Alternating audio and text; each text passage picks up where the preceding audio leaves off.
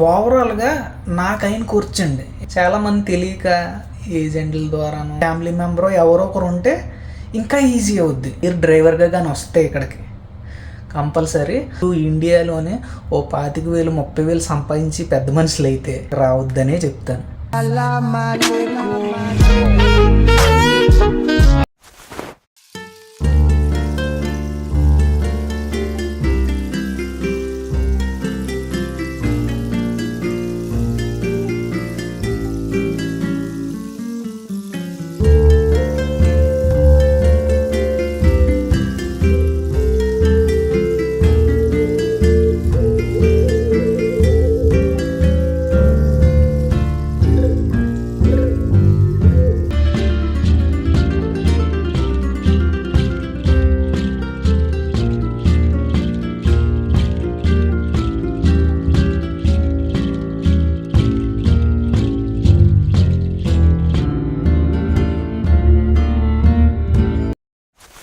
Hello friends, అందరూ బాగున్నారా? నేనైతే బాగున్నానండి.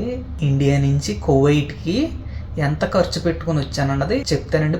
వీడియో అనేది ఎక్కడ స్కిప్ చేయకండి. స్కిప్ చేస్తే ఏం అర్థం కాదు. నేనైతే అండి పెద్దగా అయితే చదవలేదు. నేనైతే 10th డిస్కనెక్టెడ్.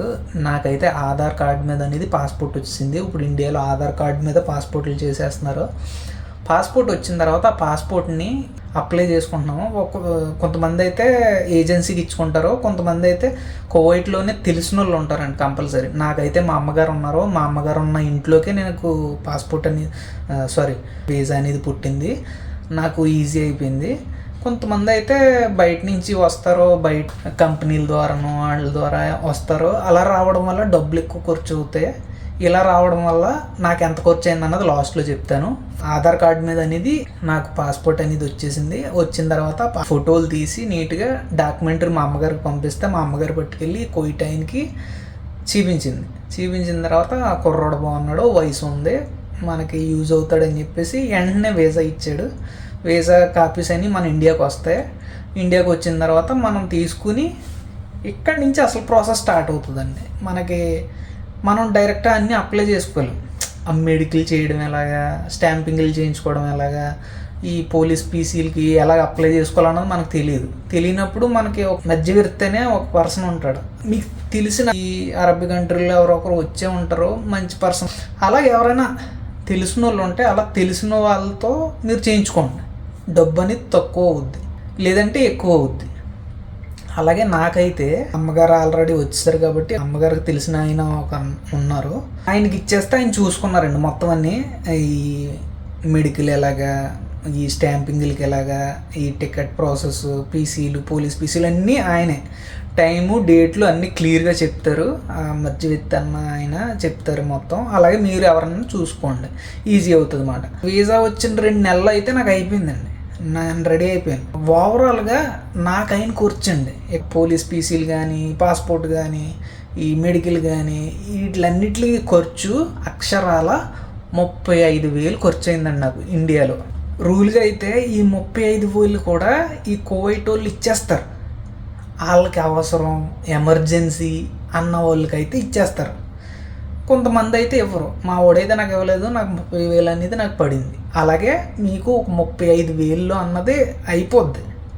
చాలామంది తెలియక ఏజెంట్ల ద్వారానో ఇంకా ఉంటే బయట నమ్మి ఎవరెవరినో నమ్మి వస్తారు. వాళ్ళు ఏం చేస్తారంటే తెలుసు కదండి, బయటికి వెళ్తే ఇంకా వాళ్ళ ఇష్టం, ఇంకా వాళ్ళు చెప్పింది అవుద్ది. మనం ఇంకేం చెప్పలేం కదా. ఇక్కడైతే నాకు మా అమ్మగారు ఉండడం వల్ల నాకు ఈజీ అయింది. నాకు 35,000లోనే నాకు కువైట్ అనేది వచ్చాను. ఇక్కడికి వచ్చిన తర్వాత ఎలా ఉంటుంది ఏంటన్నది నా ఛానల్లో ఫుల్ వీడియోస్ ఉంటాయి, చూడండి. అందరికీ ఇలా జరుగుద్దని నేను చెప్పనండి. చాలా ఇళ్ళల్లో చాలా మంచిగా చూసుకునే వాళ్ళు కూడా ఉన్నారు.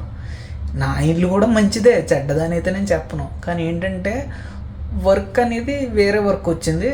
అది నా పాత వీడియోలు చాలా ఉన్నాయి, చూడండి. అసలు నేను దేనికి వచ్చాను, ఏం చేస్తున్నాను అన్నది నా వీడియోలు లాస్ట్లో కార్డులో అన్న వదిలేస్తాను, కింద లింక్ అన్న ఇస్తాను, ఒకసారి చూడండి. మీకు అర్థమైందని అనుకుంటున్నాను.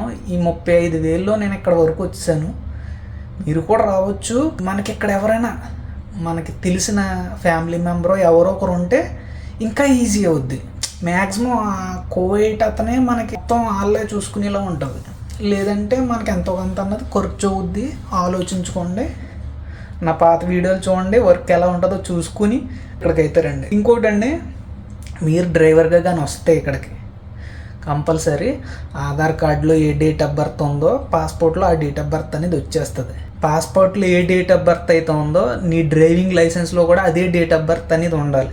లైసెన్స్ కూడా ఒరిజినల్ లైసెన్స్ అనేది ఇక్కడ తెచ్చుకుంటేనే నీకు ఇక్కడ లైసెన్స్ అనేది పుడుతుంది అని కొత్త రూల్స్ వచ్చినాయి అటండి.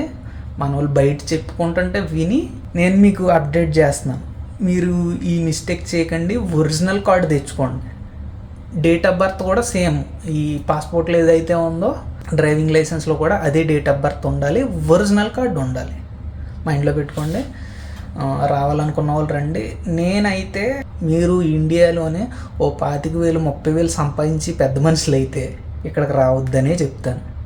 ఇక్కడ వేరండి, వాళ్ళకు నచ్చినట్టు మనం ఉండాలి, మనకు నచ్చినట్టు ఇక్కడ ఉందామంటే అది కుదరని పని. మైండ్లో పెట్టుకోండి. All the best. రావాలనుకున్న వాళ్ళు రండి. ప్రాసెస్ అయితే ఇలా ఉంటుందండి.